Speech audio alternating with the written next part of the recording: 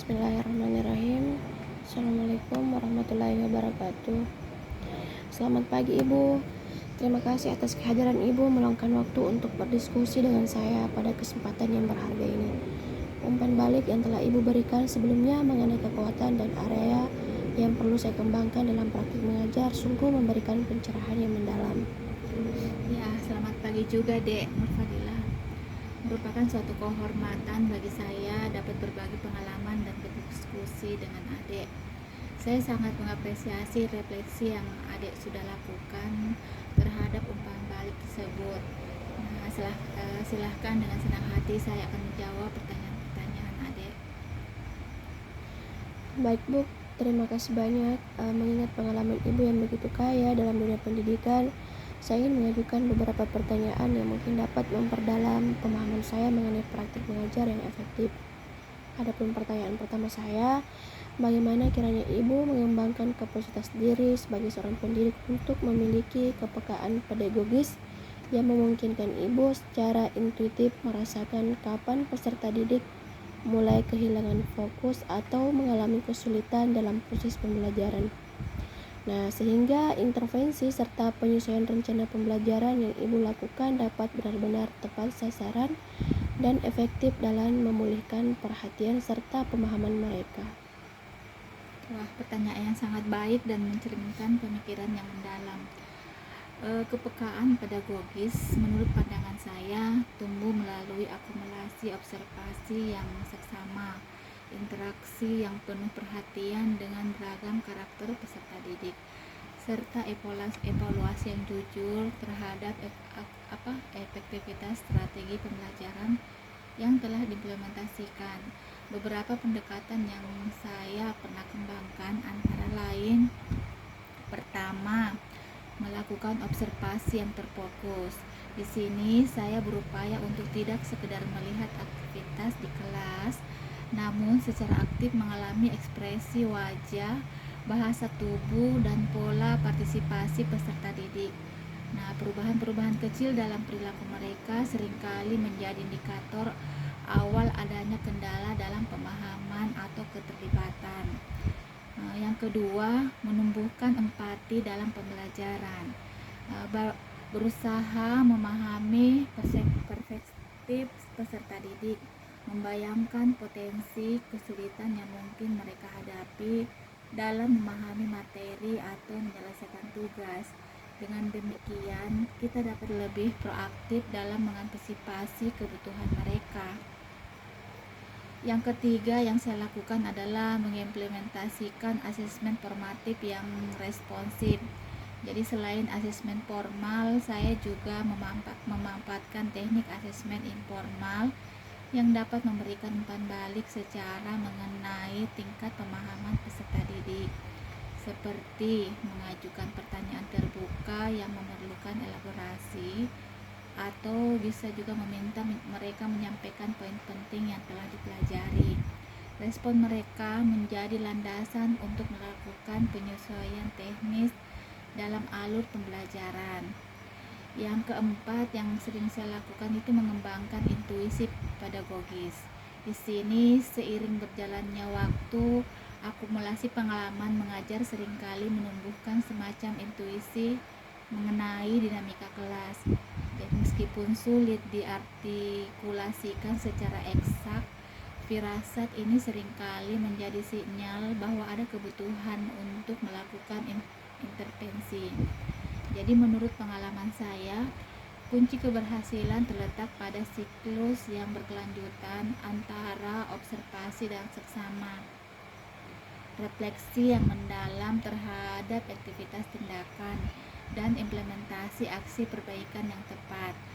Kemudian data yang terkumpul dari observasi dan asesmen formatif menjadi landasan untuk mengevaluasi strategi yang telah diterapkan, dan hasil evaluasi tersebut kemudian memandu saya melakukan tindakan penyesuaian yang lebih akurat. Pemahaman yang mendalam mengenai pentingnya observasi dan empati dalam proses pembelajaran. Pertanyaan saya yang kedua, mengapa berdasarkan pengalaman Ibu metode pembelajaran yang secara teoritis itu tampak inovatif dan menarik, Nah, terkadang tidak menghasilkan dampak yang diharapkan di kelas. Dan faktor-faktor laten apa saja yang perlu dipertimbangkan secara komprehensif agar adopsi suatu metode pembelajaran dapat berjalan efektif serta memberikan kontribusi yang signifikan terhadap pengalaman belajar peserta didik. Ya, ini merupakan diskursus yang sangat relevan dengan tantangan yang sering dihadapi para pendidik adik. Daya tarik konseptual seperti metode tidak selalu berbanding lurus dengan keberhasilan dalam praktek. Beberapa faktor mendasar yang perlu kita pertimbangkan secara cermat, ada beberapa ya. Pertama itu kesesuaian dengan karakteristik dan kebutuhan belajar peserta didik.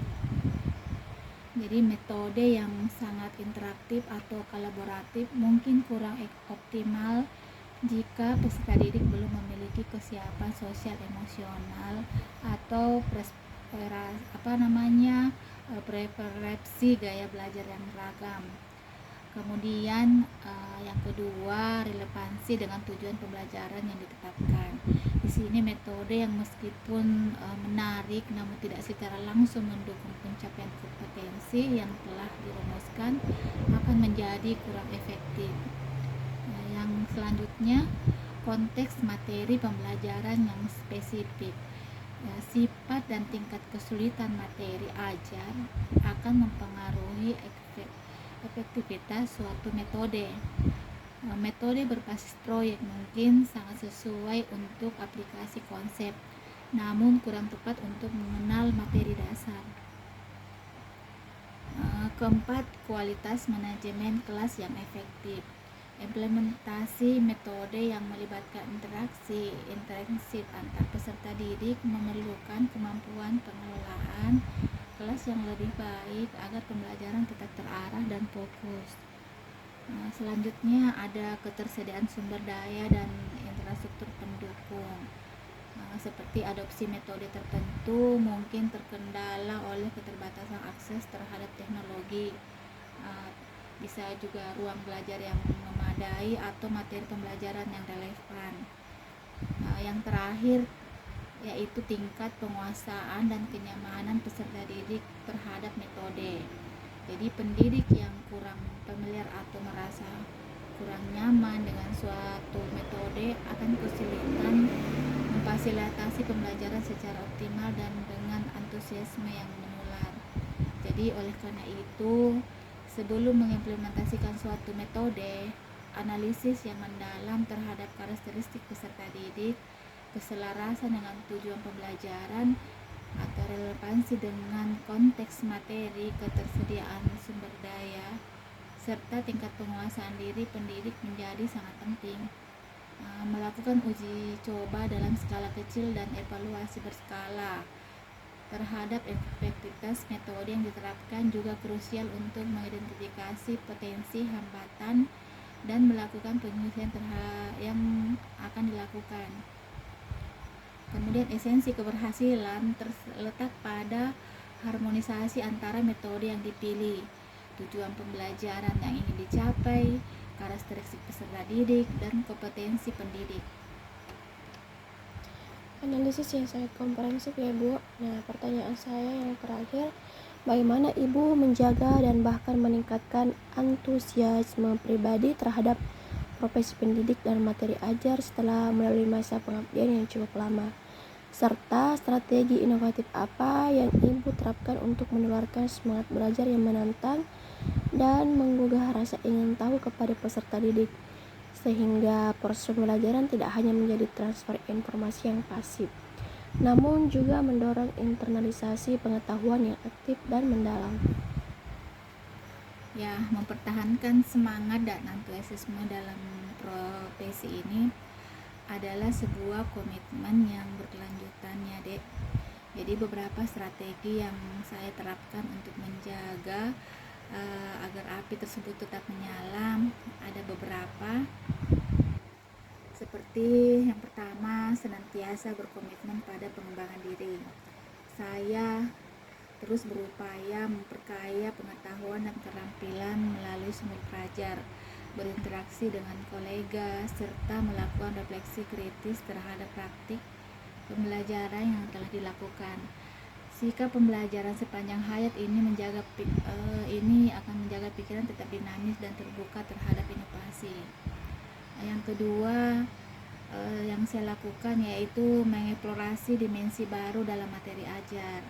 Meskipun materi yang diajarkan mungkin terasa familiar, selalu ada perspektif baru, korelasi dengan isu-isu aktual atau perkembangan ilmu pengetahuan terkini yang dapat dieksplorasi dan dibagi